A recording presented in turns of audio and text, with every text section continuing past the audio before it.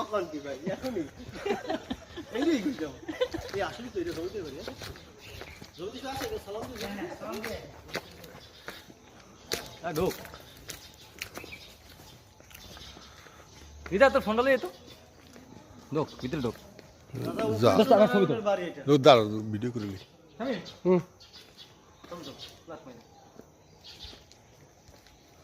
এইসব বেড়া এইসব সরকারি উদ্যোগ নিয়ে বুঝছো ওদি যাই একটা ছবি দাও